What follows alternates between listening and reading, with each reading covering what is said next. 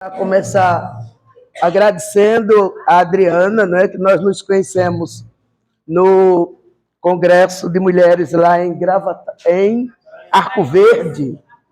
Arco Verde, Adriana, você é de Solidão, não é isso? Adriana de Solidão é ali. Eu sou Adriana de Igaraçu. E você é Adriana de Igaraçu, não é? Adriana de Solidão, que nos fez esse convite. Quando ela me convidou, misericórdia, logo ali. Não é? Mas não, o encontro vai ser em Gravatá. Quero agradecer pelo convite. Já pedi desculpa pela voz, eu acabei de sair de uma gripe. A voz já não presta, professor com 4 décadas de ensino não tem mais voz, não é? A gente sabe disso.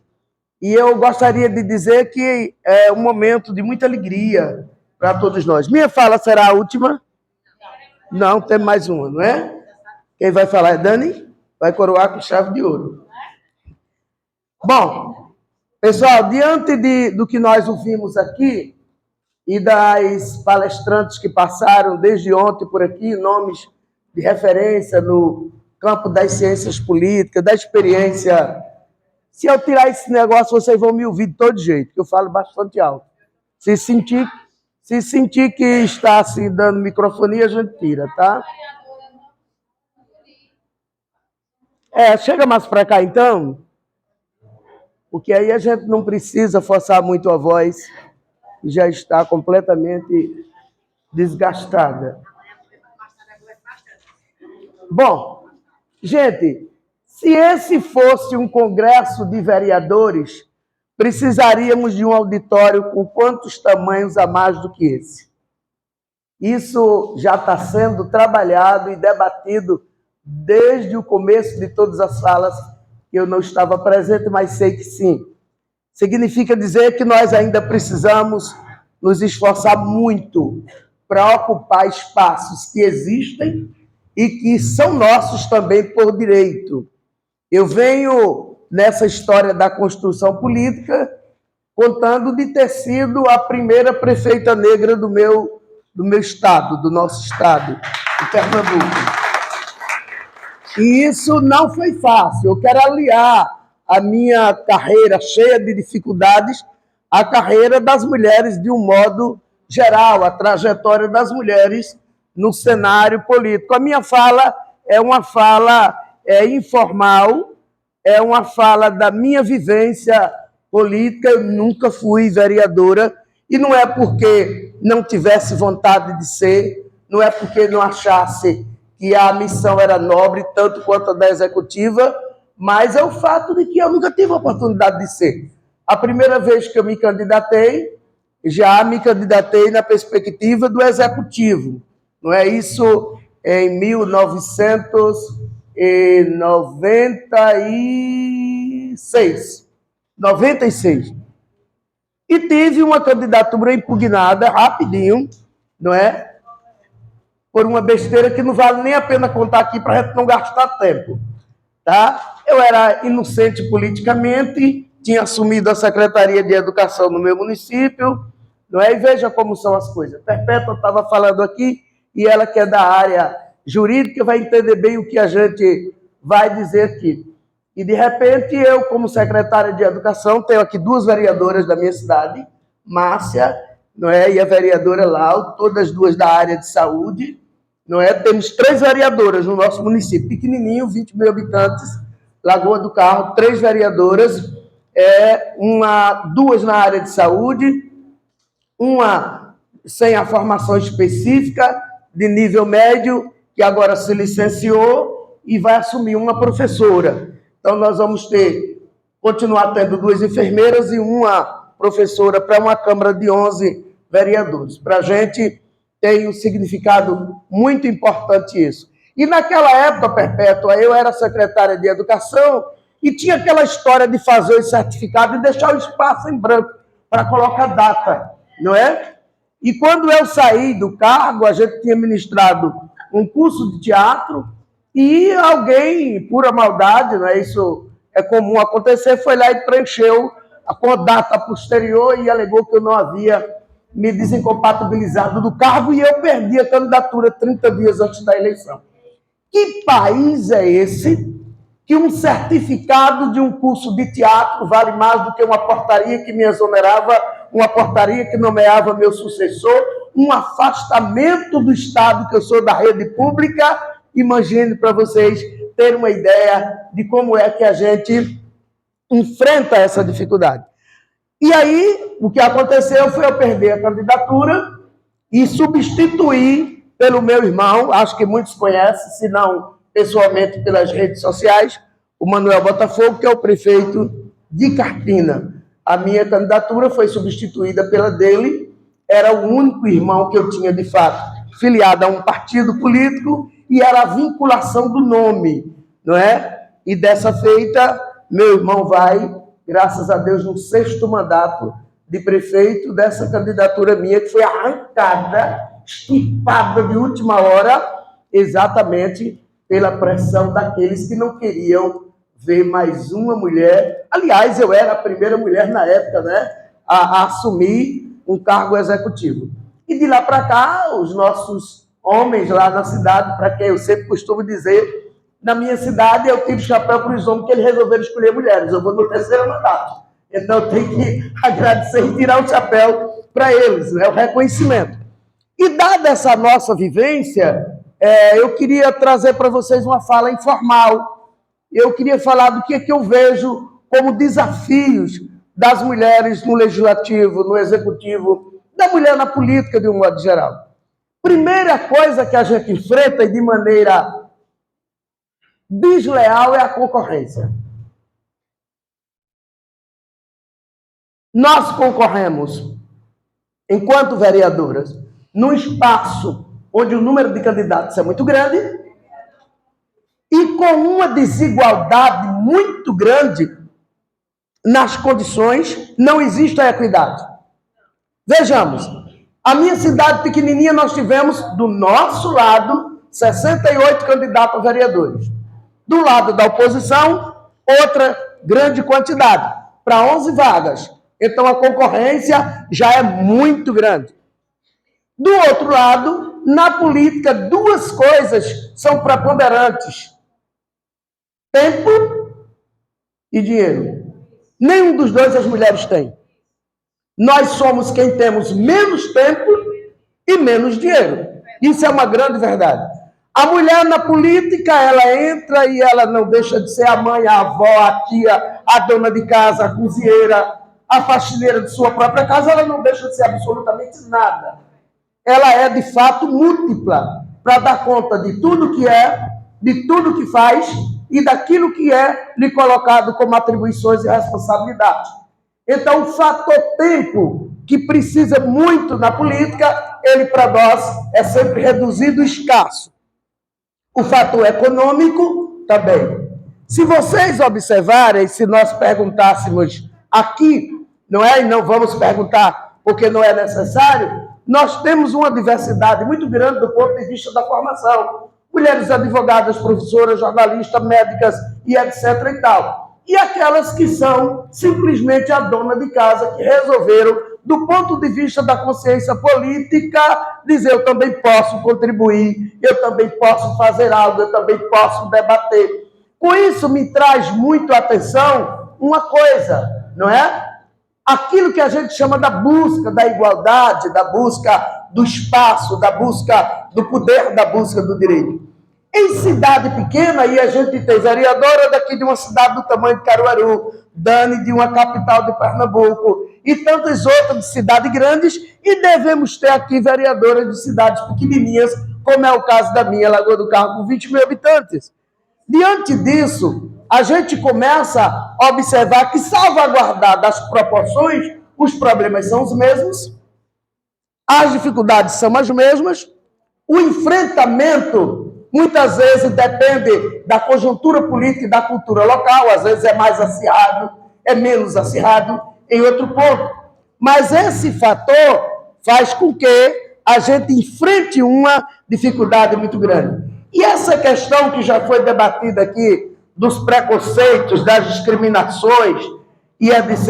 e tal, a gente vai observar, e eu sou testemunha viva disso. Eu enfrentei todos.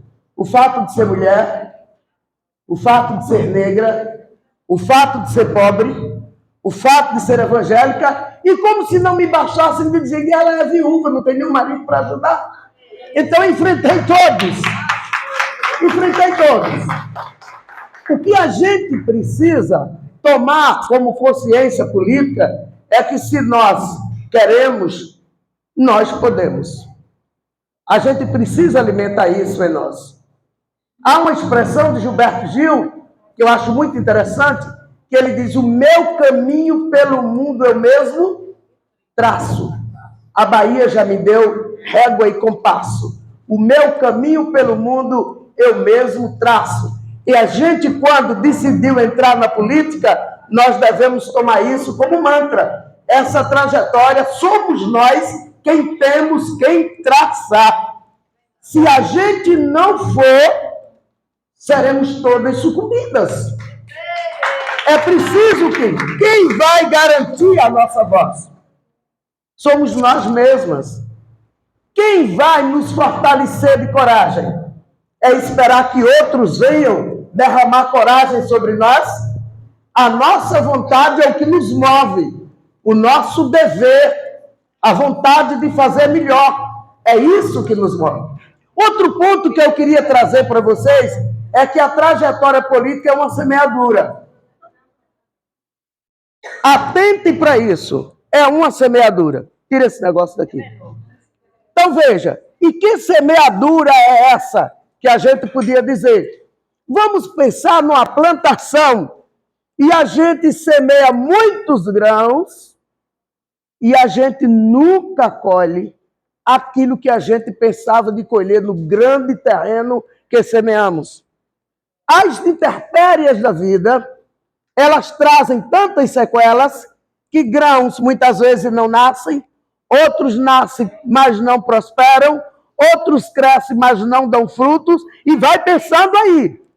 E o que é que acontece? Na hora da colheita, você nem sempre ou quase nunca vai colher o que plantou. O que eu estou querendo dizer com isso? Você tem que plantar muito, porque no meio do caminho vão aparecer aqueles que vão em busca dos teus grãos, aqueles que vão colocar a dificuldade, que vão colocar o veneno, que também mata.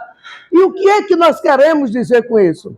Se eu não semeio permanentemente, politicamente falando, o que eu quero colher amanhã, dificilmente eu vou colher muitos frutos. E esses frutos que a gente quer colher na política é o resultado daquilo que, a duras penas, a gente constrói todo dia. Ninguém cai do céu feito, politizado, organizado. E por mais que a gente tenha condições, e por mais que a gente tenha apoio, se a gente não construir alguns passos que a vida requer de cada um de nós, a gente não vai ter êxito naquilo que a gente se propõe a fazer. Portanto, nessa semeadura, seu trabalho é sua voz. Aquilo que você faz é o que vai repercutir no ambiente em que você está. Plante e plante muito. Plante sempre. Não é à toa que o sábio Salomão diz: lança o teu pão sobre as águas, porque depois de muito tempo acharás. O que a correnteza vai te trazer de volta é fruto daquilo que você plantou. Não adianta, como a Perpétua disse aqui, a compra do voto. Quem assegura o voto é a conquista e não simplesmente a compra. Porque quando alguém vai lá e que oferece algo pelo teu voto, a responsabilidade e o compromisso acabou ali. Quando você planta uma semente e conquista, as pessoas vão olhar para você e apostar em você porque você plantou. Temos os dois lados da moeda na política. Eu estou no executivo e sei qual é a fatia que me aplaude e a fatia que me ataca, não é? E aí o que acontece? É fácil conviver com os dois lados? Não é fácil. Mas quem está na gestão pública fazendo para todos, precisa conviver com os dois lados. E aí eu diria, na sua semeadura, quais são as suas bandeiras? Você precisa focar. Você que está aí a um passo do executivo, porque quem vem para o legislativo, amanhã poderá estar no executivo. E muitas já pensam assim, e já estão construindo esse caminho. Muitas e muitos. Como nós estamos num congresso de vereadoras, eu estou me dirigindo a vocês. Mas essa construção, você precisa focar. Quais as bandeiras? Já foi colocada aqui a bandeira do direito, já é colocada a bandeira da saúde, já é colocada a bandeira das mulheres. E eu aproveito para abrir um espaço e dizer assim, e perguntar, aliás, como é que está o tratamento nas políticas públicas para as mulheres no teu município? Nós temos, e aí eu vou falar com um dado real, porque eu estou à frente da Secretaria da Mulher na AMUP. 184 municípios, e quantos tem a Secretaria legitimada enquanto organismo, ou quantos tem apenas uma coordenadoria? E não é a titularidade que faz a diferença, não. O que vai fazer a diferença, nós temos uma primeira-dama aqui, não é isso? Que já foi secretária da Mulher. O que vai fazer a diferença é que quando você institui o organismo da Secretaria da Mulher, você garante orçamento. Quando você coloca uma coordenadoria ligada a uma outra secretaria, você divide orçamento. E o orçamento que já é pequeno, dividido, termina você não fazendo bem nem para um lado, nem para outro. Há coordenadorias que estão dentro do gabinete do prefeito ou da prefeita, há coordenadorias que estão na ação social, a gente sabe disso, e na hora que você vai repartir do ponto de vista do orçamento, você vai encontrar dificuldade de executar ações que muitas vezes são pequenas, mas tão necessárias para o bem da nossa população. Então, enquanto vereadoras, proponho isso, que os municípios tenham a Secretaria da Mulher. Nosso município é pequeno e nós temos a Secretaria da Mulher com orçamento próprio. Como é que as políticas vão acontecer? Embora a gente saiba que elas acontecem de maneiras integradas, e deve acontecer de maneiras integradas. A educação por si só não anda sozinha, a saúde não anda sozinha, a assistência não anda sozinha, todos temos que trabalhar nessa integração de ações para que as políticas aconteçam. Então, uma das colocações que eu faço para vocês, vereadoras, é que, na verdade, lutem no seu município para que esse organismo seja instituído e que garantam no orçamento aquilo que vai fazer com que as políticas das mulheres aconteçam. Outro ponto que eu queria dizer, quando vocês colocam ou focam nas bandeiras que vocês vão defender, você precisa ter, na verdade, uma relação de compreensão com o público. O que é essa relação de compreensão? É a comunicação. E aí, na qualidade de professora de língua portuguesa, inclusive, eu quero dizer que comunicar-se não é falar bonito. Tá? Mas eu não sei, eu não tenho uma boa comunicação, porque não é a minha formação. Falar bem não é falar fluentemente. Falar bem é fazer-se compreender. E eu quero trazer aqui um exemplo da minha vivência política. Quando a minha candidatura foi substituída pela do meu irmão, o meu irmão só tinha a 3ª série primária, falava português ruim pra caramba, era professor, sumento, e etc. E todo mundo que conhece a história de Botafogo sabe disso. E eu me lembro que um dos dias, eu fiquei o tempo todo treinando meu irmão para um discurso, à noite, e quando ele chegou lá, não disse nada do que eu ensinei. Não é? E, meu Deus do céu, e agora o que é que eu faço? E aí, no outro dia, um dos nossos opositores, que era advogado, não é, e concorria contra nós, ele disse, como é que professor vai votar no homem que nem sabe chamar a palavra professor, chama professor, chama sumento? Aí meu irmão foi lá e respondeu, eu quero ser prefeito para comprar o sumento e pagar, e não fazer feito vocês que compram e não pagam. Então, veja, Diante dessa situação, nós tínhamos, e aí eu vou me dirigir às duas meninas da minha cidade, porque elas sabem o nome, nós tínhamos um candidato lá que era muito culto, ele tinha uma linguagem muito boa, não é? Ele era de um conhecimento muito bom, que embora não tivesse grande nível de formação, mas ele era uma pessoa muito politizada, que era o nosso amigo Carlos Jorge. E aí Carlos Jorge chega e na substituição da minha candidatura, ele faz um discurso mais ou menos assim: Lagoa do Carro não envergará espinha. Lagoa do Carro elegerá sangue do seu sangue. Ele estava dizendo isso porque quem estava me substituindo era meu irmão. E que ele termina de discursar e não sai uma palma sequer. Estou trazendo esse exemplo para dizer, será que o público que está lá na periferia nos escutando sabe o que é não envergar a espinha? Não é? Ou seja, não se dobrar? Será que eles alcançam isso? A comunicação, a forma como você trata, como você discute, porque quando a gente vai fazer a campanha, a gente nem fica na plataforma apenas, nem fica simplesmente nas rádios, nem nas redes sociais, que hoje é um instrumento poderosíssimo. A gente vai para a periferia, a gente vai bater na casa do eleitor, a gente vai conversar na rua, para a feira livre, e a gente precisa falar de maneira que eles entendam.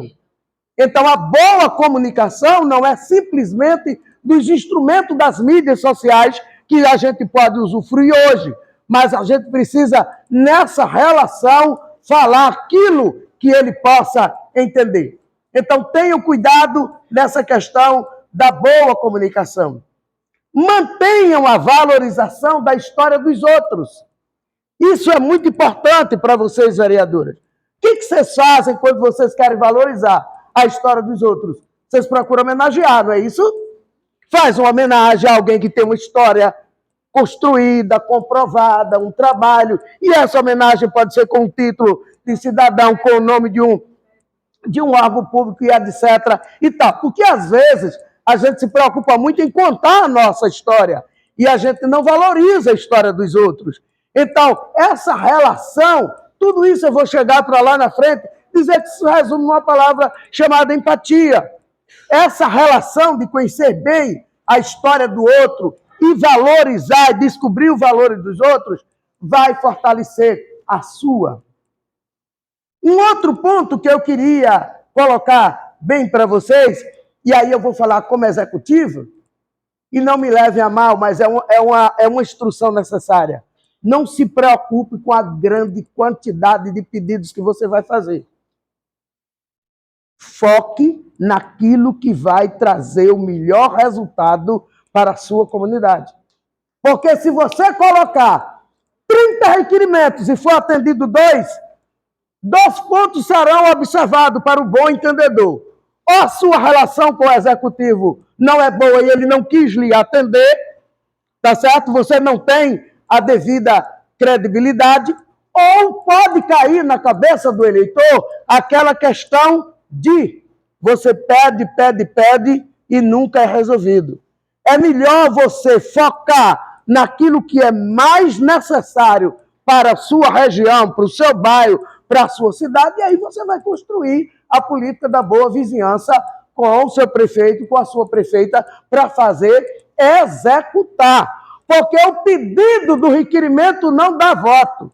Quem dá voto é a execução da obra feita. Isso é preciso fazer.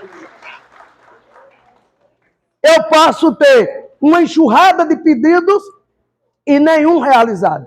Eu imagino quanto deve ser difícil, Perpétua, fazer oposição, sobretudo para gente que é mulher. E, sobretudo, para uma mulher na Câmara com uma mulher prefeita.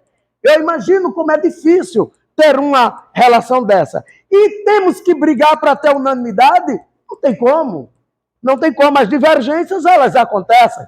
Já dizia o grande jurista Geraldo Mello que toda unanimidade é burra. Então, não há por que ter a unanimidade. Mas a gente precisa manter essa relação amistosa para que a gente possa construir um caminho e dar resultados. E aí eu estou falando do pedido, eu estou falando da relação, estou falando do discurso, e eu gostaria de dizer que o seu discurso deve tocar no coração dos que lhe ouvem. Falar a linguagem deles, falar na realidade deles, sentir o que eles sentem, deve tocar o coração. Eu disse lá atrás que a política é uma semeadura. E você planta para colher lá na frente. Não foi isso? Pois bem, quero trazer um outro exemplo de ordem pessoal para dividir com vocês. Na minha eleição de 2020, eu estava indo exatamente para a reeleição, e é como se em cidade grande, vocês são privilegiados, né? Cidade grande, a mídia é quem manda, você fala pela TV, você fala pelas rádios, você fala pelos blogs, e etc, etc. Em cidade pequena, que às vezes nem rádio tem, não é? Você tem que ir no tete a tete. Tem alguém aqui de cidade pequena, feito eu? Temos. Epa, temos. Então, em cidade pequena, a gente vai no tete a tete. A gente vai no corpo a corpo. As pessoas sabem onde a gente mora. As pessoas chegam na casa da gente. Sabe o que você tem, sabe o que você não tem. E aí o que acontece? Isso traz para a gente uma coisa muito interessante. Você precisa criar esse vínculo de afetividade com as pessoas com quem você convive, com quem você quer ser alcançado pela sua proposta, pelo seu discurso, pela sua voz. E aí o que acontece? Eu sou dessa história, dessa trajetória. E na minha casa, é uma casa onde todo mundo vem, todo dia, toda hora, e só não atendo na hora que não estou em casa, e etc. e tal. E me aconteceu uma coisa muito interessante, inesperada. Em 2020, a eleição no domingo, na quinta-feira, meus opositores espalharam que eu estava dando um bocado de coisa em casa. Vê que situação difícil. E eles espalharam. Minha menina ligou para mim e disse: mãe, vai haver algum evento aqui na rua? Eu disse: não, olha, pois tem umas 300 pessoas aqui na frente. Disse: misericórdia. Fiquei louca. Tem umas 300 pessoas aqui na frente de casa. Saí correndo para casa. E tinha mesmo. Espalharam que a gente estava dando dinheiro, estava dando isso. Quando eu cheguei, a rua estava assim. E eu me surpreendi. Fiquei enlouquecida, sem saber o que fazer. Botar o povo para casa numa quinta-feira, véspera do domingo, não era se queimar politicamente. Botar o povo para dentro era correr o risco de ser impugnado. De alguém dizer que você está juntando todo mundo. Mas não tinha. E numa hora dessa, você tem que tomar uma atitude. E eu disse: não tenho o que fazer. Botei todo mundo para dentro, abri o portão, botei todo mundo para dentro, saiu socando lá pelo quintal, mistura com a casa, faz tudo. Peguei uma cadeira, subi na cadeira, dei um insight assim. Subi na cadeira e disse: me dá meu molde de chave aí. Peguei o chaveiro da minha casa e disse: olha, todos vocês que estão aqui, cidade pequena é bom por conta disso, viu? Na cidade grande você não consegue fazer isso, não. Todos vocês que estão aqui sabem que por essas portas se entra todos os dias e é recebido e bem tratado. Estou mentindo? Não. Tem alguém aqui que nunca veio aqui algum dia? Também não. Todo mundo já era freguês. Então, o que acontece? Aí eu comecei a colocar, nós éramos três candidatos. E um que já foi prefeito, que estava compondo uma vice. E aí eu perguntei: onde mora fulano? Aí ninguém respondeu. Eu respondi: mora ali, mas não abre a porta para vocês entrar. Onde mora Beltrano? Mora lá. Foi morar distante para vocês não terem acesso. Onde mora Ciclano? Mora no outro canto, mas só vem aqui em período de eleição para fazer a festa e levar vocês para oferecer uma cervejinha. E aí coloquei para todo mundo: onde mora Judite? Mora aqui. Se levante a mão. Todo mundo levantou a mão e eu levantei a minha chave. Pega aí. Assim, Léo. Faz de conta que tu recebeste agora essa chave. Todo mundo levantou a mão e segurou. Eu disse: vai para casa e domingo abre essa porta ou fecha. Se me quiserem igual os outros, vocês fecham a porta. Se me quiserem como eu estou, vocês abrem. Sabe o que aconteceu? Eu nem tinha o que dar e nem podia dar. Além de não ter, corria grave risco. E aí, o que é que nos permitiu fazer isso, Léo? A relação, a afetividade, a convivência, a confiança. estar presente com eles, porque tem candidatos e tem políticos que adoram dar presente. Agora, no mês de junho, paga banda, bota banda em cada rua. Mas não olha quem precisa no dia a dia. E aí, o que é que acontece? Ponham uma coisa na cabeça de vocês, que melhor do que dar presentes é ser presente. É estar entre eles, vendo a necessidade de cada um, para poder chegar na tribuna, pegar o microfone e reivindicar com propriedade. Porque você conhece seu território, você conhece seu espaço, conhece a necessidade deles. Ao invés de pedir uma enxurrada de coisa, você vai resumir para pedir 5, pedir 10, mas aquilo que você sabe que vai ser possível ser alcançado. A gente tem entre as vereadoras, doutoras, jornalistas, médicas, professoras e etc., e outras com um grau de conhecimento do ponto de vista acadêmico menor, às vezes o nível médio, e outras até ser o nível médio, como eu tive minha irmã por 3 mandatos. Mas o que eu queria dizer a vocês? Independente do grau de escolaridade, as vereadoras devem dar atenção àquilo que vocês precisam se apropriar para saber debater e discutir. Quando o orçamento vai para casa, você discute? Quando os balanços financeiros vão para casa, legislativa, vocês estão atentos a eles? Quando as prestações de contas vão para casa, vocês leem? Dedique um pouco do vosso tempo para isso, porque conhecimento é poder. E se você se apropria do conhecimento, ninguém vai lhe pegar de calça curta ou vai fazer chacota com você, de forma nenhuma. Tá? Eu vou dar um exemplo muito prático aqui.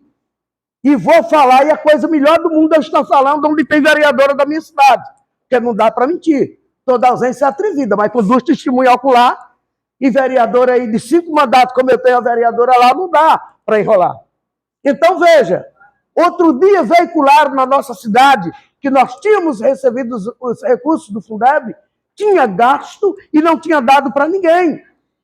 E fizeram um buruçu. E de que forma isso foi construído? Pela oposição. E de que forma isso foi desconstruído? Por quem sabe, por quem conhece.